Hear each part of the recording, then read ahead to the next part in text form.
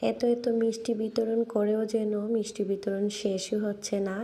এখানে এখনও 4-5টা ডালা রয়ে গেছে, যাদেরকে দেওয়া বাকি আছে তাদেরকে দেওয়ার জন্য। গতকাল তো মিষ্টি বিতরণ করতে করতে একদম রাত 1টা বেজে গেছে বাসায় আসতে আসতে।